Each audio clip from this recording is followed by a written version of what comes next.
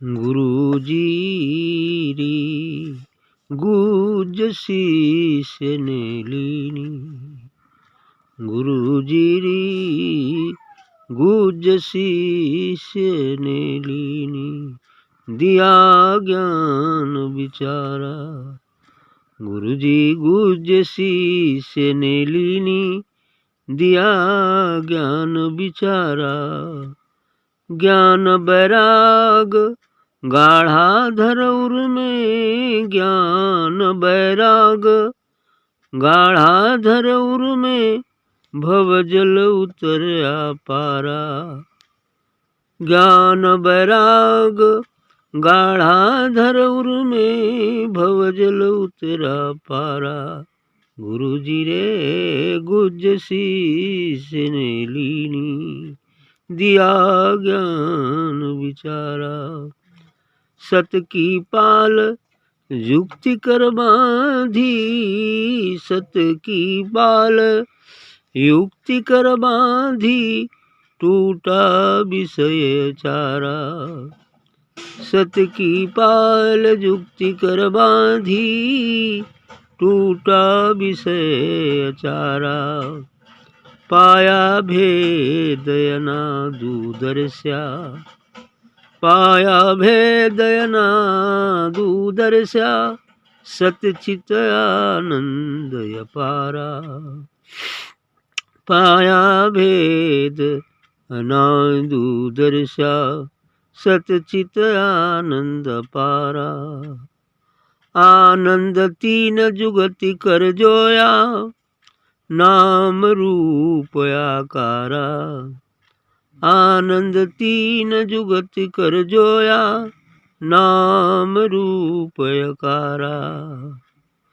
तीनों ताप यम का नहीं व्यापे, तीनों ताप यम का नहीं व्यापे, कहाँ नहीं कालक चारा। तीनों ताप यम का नहीं व्यापे, तहाँ नहीं कालक चारा। गुरुजी रे शीश ने लीनी, गुरुजी गुज शीश ने लीनी, दिया ज्ञान बिचारा।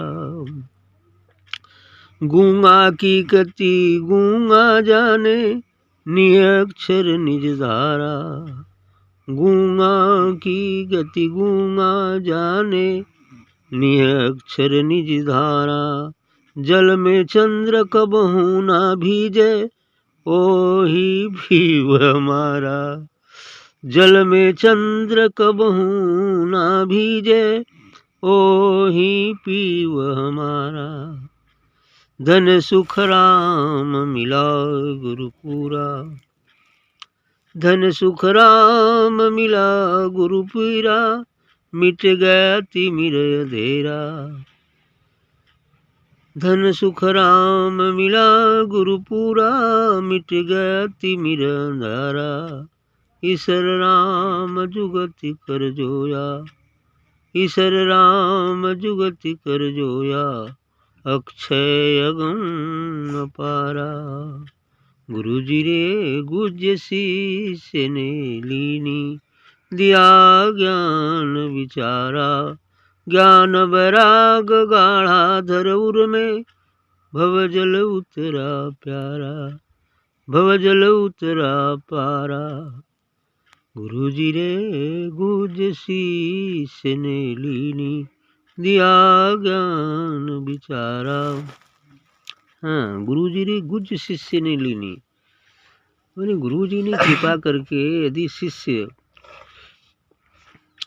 को ग्रहण कर लिया, तो जब शिष्यत्व प्राप्त हो जाता है उनके बताए मार्ग से चलकर, तो दिया ज्ञान बिचारा, तब वो ज्ञान का विचार देते हैं।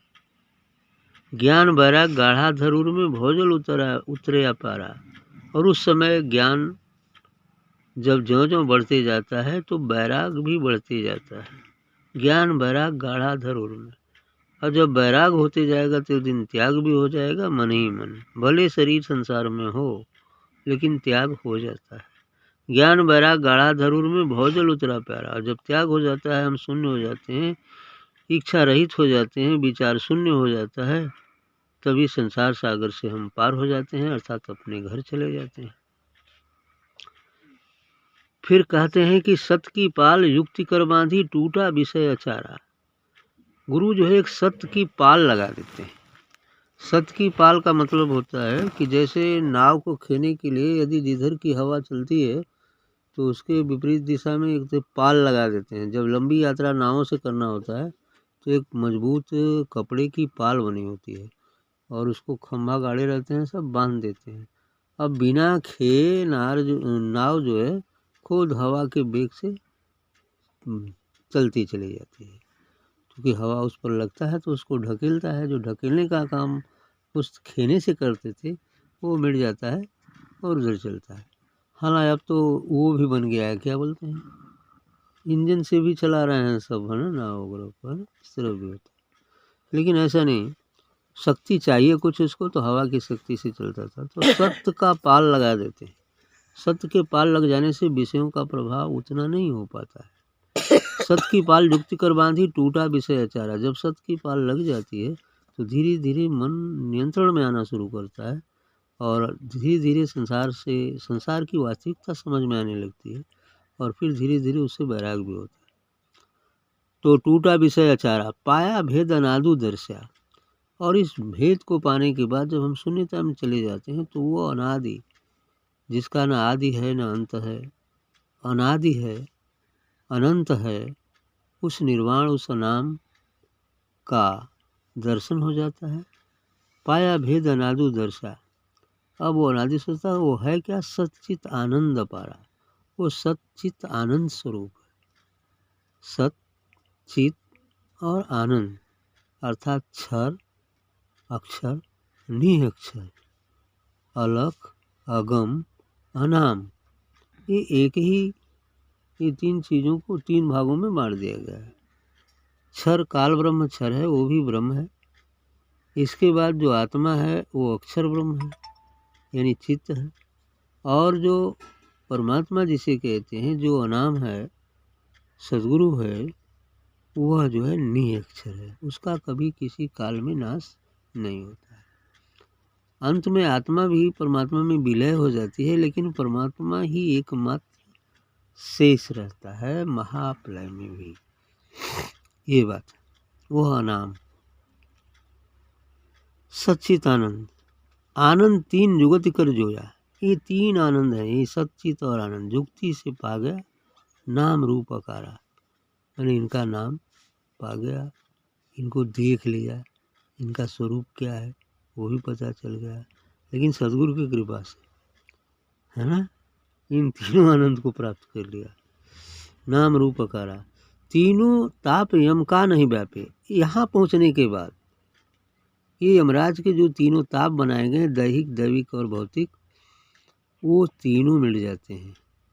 वहाँ इनका कोई प्रभाव नहीं पड़ता। और इतने ही नहीं, ये तीनों ताप तो मिटते हैं, साथ ही तहाँ नहीं काल का चारा, वहाँ अब काल का चारा भी नहीं चलता, यानी काल भी एक तौर से मिट जाता है। हालांकि ये शरीर काल के अधीन है, समय आने पर तो ये जो है इस शरीर को छोड़ना ही होगा, लेकिन अब उसका प्रभाव नहीं पड़ता। अब सिर्फ वो आज्ञा नहीं देता, बल्कि हम एक निवेदन के साथ कहता है, फिर हम शरीर छोड़ कर चले जाते हैं, काम करते हैं, भाई तुम्हारा है तो ले लो अपना। क्योंकि वो कहा है ना, वो गौतम बुद्ध का कोई शिष्य मरने लगा तो जब आ गए समय तब शरीर को निवेदित कर रहे हैं, संबोधित कभी कह गए थे, बताए थे, अरे भाई अब तो तुमने मेरी बहुत सेवा की, मैंने जहाँ चाहा वहाँ ले गई, जो कार्य करना चाहो कार्य कराई, लेकिन अब फिर तुमसे हमारा मिलन नहीं होगा, इसके लिए दुख है ना। दूर चीज़ों की का तुम समझ में ना हो तो जब समझ में नहीं आया तो गौतम बुद्ध से जाके पूछे कि सो प्रभु फला आपका जो भक्त है ऐसा ऐसा बोल रहे। हाँ ठीक तो बोल रहा था, क्या बोल रहा, हम लोग समझ में नहीं आया कि इनको कहे कि हमको कहे, किसी को नहीं कहे, वो तो अपने शरीर को कह रहे थे कि भाई ये हमारा अब अंतिम मिलन है तुमसे, फिर शरीर से मिलना नहीं होगा, क्योंकि महामुक्ति के बाद महामृत्यु के बाद शरीर कहाँ से मिलेगा, वो तो दिव्य रूप रहेगा। तो कहो रे हाँ ये बात है ऐसा स्थिति है। तो ये वैसा हो जाता है कि गूंगा की गति गूंगा जाने नहीं अक्षर निर्धारा। ये तो वही है जैसे गूंगा व्यक्ति को कोई चीज़ खिलाइए, पूछिए कैसा है, तो कुछ नहीं कहेगा, गूंगा इशारा कर सकता है, नी अक्षर निर्धारा। अब वो नी अक्षर में चला जाता है, अर्थात तो सनाम तो सचखंड में चला जाता है। जल में चंद्र कबहू ना भीजे वही पियो हमारा। अब जल में चंद्रमा का प्रतिबिंब आ रहा हो झील में, तो वो भीजता है चंद्रमा, खाली प्रतिबिंब आ रहा है ना। उसी प्रकार से उस आत्मा का ही प्रतिबिंब हमारे शरीर में आया हुआ है, जिसके कारण ये शरीर चलामान है। लेकिन वह आत्मा शरीर से भींगती नहीं है, है ना। काम क्रोध लोभ मोह में भींगती नहीं है, वो शरीर में होते हुए भी निर्विकार है। वो तो मन गलतियां करवाता है, मन जो है भींगता है, उसमें डूबता है, उतराता है, लेकिन आत्मा नहीं भींगती। वो तो उसी प्रकार से जैसे प्रतिबिंब हमने और सारे उदाहरण दिए। जैसे कि बहुत सारे घड़े को भर कर रख दो, थोड़ा जल शांत हो जाए और दोपहरी का सूर्य उगा हो तो हर घड़े में प्रतिबिंब आएगा, चाहे 10 ठे रखो, चाहे 1000 ठे रखो, चाहे लाखों रखो। तो क्या सूर्य लाखों है और सूर्य उस घड़े में भींग सकता है? या कंडाले में रख दो तो भींगेगा सूर्य? वो तो मात्र प्रतिबिंब है ना। इसके लिए हमने 2000 नोट की भी बात की है कि 2000 का नोट भर 2000 की गड्डी बांध दिया जाए पूरा, और उसका प्रतिबिंब शीशे में आ रहा है, तो क्या शीशे में से 2000 की गड्डी ले सकते हो? यही तो बात है। इस संसार के समस्त घड़े में उस आत्मा परमात्मा का प्रतिबिंब आ रहा है और हम इसे असल मान बैठे हैं, और उसी के होने से आनंदमय तरह दिखता है, लेकिन वो तो आनंद का प्रतिबिंब है। हम उसमें से कहाँ से ले पाएंगे? कितना हो लोगे संतुष्टि नहीं, क्योंकि प्रतिबिंब को कैसे पकड़ा जाएगा कि पकड़ लें। बस यही बात है, संसार के समस्त वैभव बस इसी प्रतिबिंब की बात है। हम जानते हैं कि हम ले रहे हैं, लेकिन ऐसा कुछ नहीं हो रहा है। यदि लेते तो संतुष्ट हो जाते, न लेने से और तीव्रता बढ़ती ही जाती है, कम नहीं होती। इसलिए शास्त्रों में कहा गया कि ये भोग संसार के तो ऐसे हैं जैसे अग्नि में घी डालो, और जितना ही भोगोगे उतना ही भोगने की तीव्र आकांक्षा बढ़ती जाएगी। यही बात होता है। घी में अग्नि डालना है, अग्नि में घी डालना है अग्नि में घी डालना है, बस यही बात। हाँ, धन सुख राम मिला गुरुपुरा, मिट गया तिमिर अंधेरा। अब ईश्वर राम जी कहना है कि सदगुरु मिल गए। सदगुरु तो एक ही होता है, नाम और शरीर अलग हो सकता है, लेकिन उसमें जो दिव्य ऊर्जा है वो मात्र एक ही है।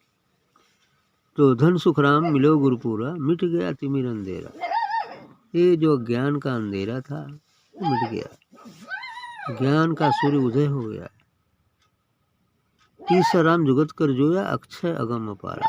अब ईश्वर राम जी का कहना है कि बड़ी युक्ति उपाय से हम उस अगम अनाम तक पहुँचे, या उनको कुछ समझ में आया। अक्षय जो कभी नष्ट नहीं होता, अक्षय है, उस नाम तक हम पहुँचे।